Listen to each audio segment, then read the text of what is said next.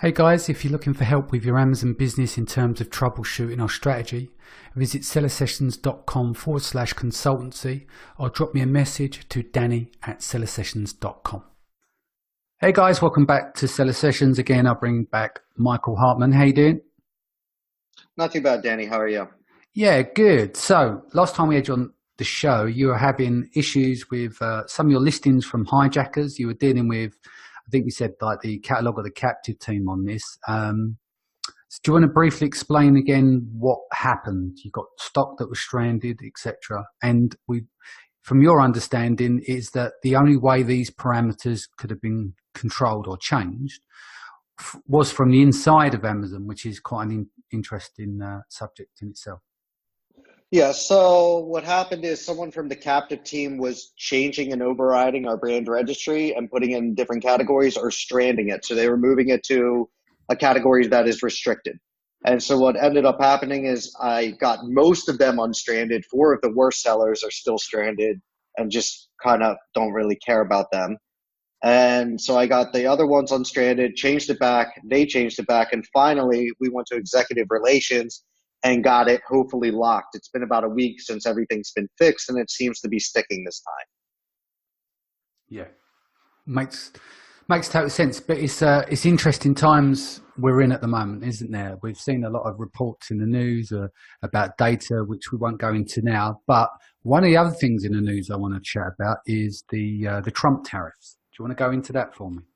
Yeah, so the Trump tariffs are 10% starting, I think, the 24th, and then it goes up to 25% at the end of the year. And so a lot of people in the Amazon community are debating on whether to immediately raise their price by 10%, to wait till they run out of inventory for the new inventory to come in from China, or to leave the price as is. And the consensus seems to be to see what the Chinese or the other sellers are doing and to go from there. So if the Chinese are just going to take the hit, then the consensus seems to be, in order to stay competitive in that market, is to just leave the price alone, especially with the Q4 ramp up. Yeah. Okay. So what kind of impacts can you see this happening for the comparativeness of competition from the Chinese to non-Asian the sellers from outside of Asia, obviously domestically in the US, etc.?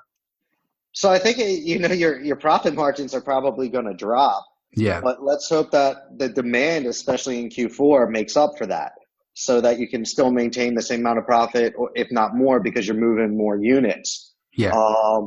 So that's basically where we're at. If you have U.S. manufacturers, if you're in the supplement business, you should be okay. But for everyone else who's importing the stuff in, be very cautious.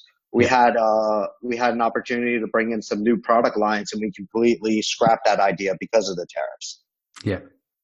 No, that makes total sense. And what can you see in terms of price dumping, etc., coming into Q4? It's just obviously selling at that kind of velocity. This is the business end of the year where everyone likes to make their money, isn't it? I mean, there's the rest of the year, and then there's Q4, and it's almost like the Amazon wet dream. Everyone queues up for Q4, don't they? Because that's when they want to get it really right, and then the rest of the year kind of takes care of itself. So what can you see happening in terms of, we understand is that there's billions being pumped into the Chinese economy anyway.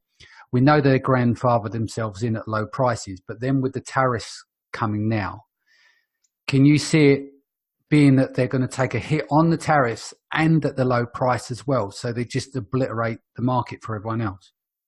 So this is interesting. So the other day I was told by somebody that the Chinese in Q4 are really getting ready to do price dumping on around $3 billion worth of products across all industries. Hundreds of sellers are coming together, hundreds of manufacturers, to just grab market share. And they're going to dump the crap out of everything, from big name brands that they're buying wholesale to private label to anything you can imagine. And so it'll be very interesting how they do this. And they're willing to lose the money. They don't care, just to grab the market share. And once they get the market share, they'll jack it up. And I've seen them go into, in the past, very competitive niches where they would lose $4 to $5 a unit and maintain this for 2 years to Yeah. take the first position. Yeah. So, I mean, this is it, where they undercut all the competition by 50%. Hmm. Blimey. So obviously the skies are not falling, but obviously you take this into consideration. And like you said, this is just conversations that you had, but it doesn't mean that everyone's going to join in. But it's always good to know this stuff up front so you can prepare yourself, because it's better to see something coming than getting hit from behind with it. So very interesting. So let's talk about inventory planning. What are you doing now? Like, I mean, I've been sending in on velocity for the past 9 months or so. I've changed my game up, but this is kind of new for me of my challenges for Q4 on what my plans are to bring my stock in, obviously because of storage fees, etc. And I haven't done this in Q4 yet. So what's worked well for the rest of the year round is sending in by loose cart on a weekly or every couple of weeks. It's served me quite well. You know, pallets are cheap at between $15 and $25 or whatever it may be, depends on which centre or if it's in the UK or in the US. What is your plan for Q4 getting your inventory in? So this is actually what I've been spending most of my time on these weeks. So we have, a few thousand SKUs that we're managing. Yeah. And so we've been taking each account, and if it's a newer account, we're 4Xing by, sales velocity. So if it's growing 20% month over month, we're taking that into an account. Yeah. And then we're 4Xing and trying to get in by the end of October. And anything that's left over, we would get long-term storage. We will remove after the beginning of the year.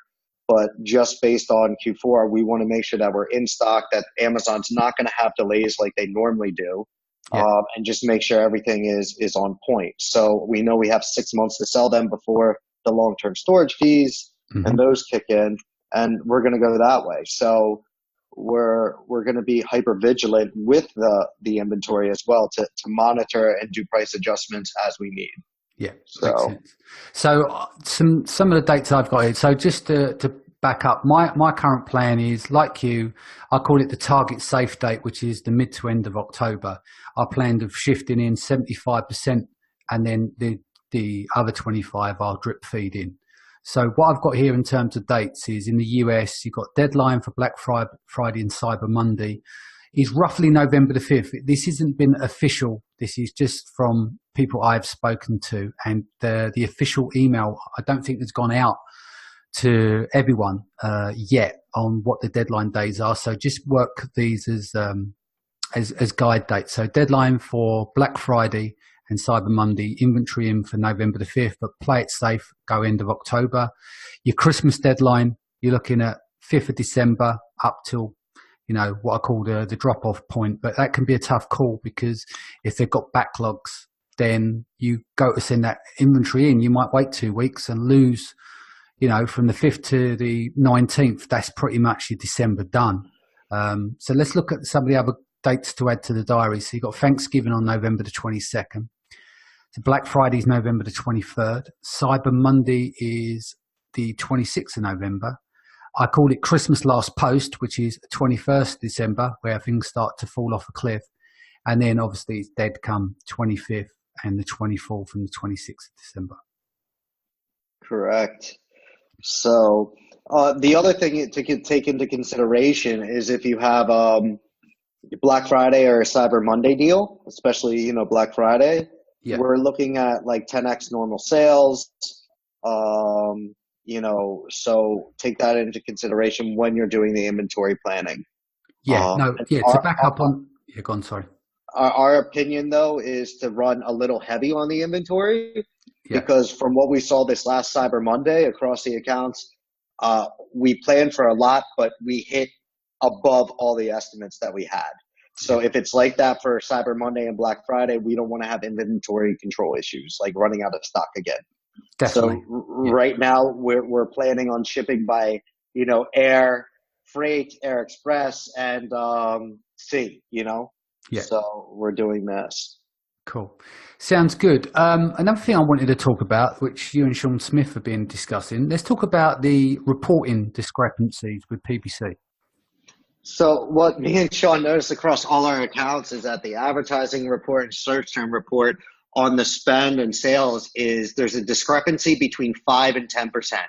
Yeah. And it's across all the accounts. So if you're an agency and you're taking a percentage, it's really hard to tell which report to go off of.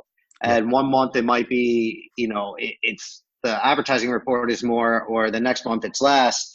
And also, when you're working on the keywords and these kind of things, it's very hard to judge the data. Yeah. So I'm looking into like API to see if there's some discrepancies in there, but this is something that we're still researching. Yeah, no, I'll chat with Ellis about it and see what he says, because it's not an issue for us because we don't take percentage of turnover, revenue or profit. It's flat rate. So it's different, but I can understand that being that you're doing account management as well as PPC, etc., you're based on performance as well, aren't you? Yeah, so it's very important. If we don't hit certain targets, then we don't get paid, Yeah. So what would you recommend to people to go through step by step to break down, take a look at their reports and compare them to the interface? The interface is probably the most drawn with errors, so I don't really go off of the interface. Yeah. I normally go off of the search term report and go from there and look at the clicks and other stuff. Also, one thing to take into consideration with the Amazon change, they've been more aggressive with giving credits for fraudulent clicks. Yes. So this might be the reason for the skew. We're not 100% certain yet, but always go back 1 month after you pulled the one report and pull it again, and you'll notice a difference. And normally it's more even, from what we can see. It's around 2 to 5%. So something like that. Yeah, so I think people listening, if you want, maybe articulate this and raise a support ticket to get this in line. Exactly. Cool. Right, let's leave that there. Is there anything you want to cover before we go? Yeah, there's one other thing I forgot to mention to you before is Amazon came out with a new policy for returns. So the customer can automatically order a replacement directly from the return tab without you getting charged anything, and they have to ship back the original one that's defective. Yeah. So in our follow-up email sequence, or our email sequence now, we are saying if they have a defective or they're not happy with the item, they can do it directly from there. So the amount of messages we're getting are much less. Cool. And have any of this stuff kicked in for you? Because I see the announcement earlier this week, it's like 3 or 4 days ago, as of this recording. But has any of it kicked in for you yet? I mean, so they're already starting to ship out replacements like free of charge for us. So we're not getting charged to our thing. So we've probably had like 3 or 4 shipped out, since it was announced. Yes. And it seems to be, it saves us a little bit of money. Depends on how much you're shipping in and out of Amazon. So not just that, because if you're doing that across all your client accounts, that's a big chunk, isn't it? Once you've got multiple accounts like that. So yeah, it does make sense just implementing that across the board. Cool. What's the best way that people can reach you? They can go to innoventic.com, INNOVENTIC.com, or they can email me at michael@INNOVENTIC.com. Great. Guys, thanks for joining us. Michael, thanks for joining us. If this is your first time, don't forget to hit the subscribe button, and I'll see you again in the next few days. Take care.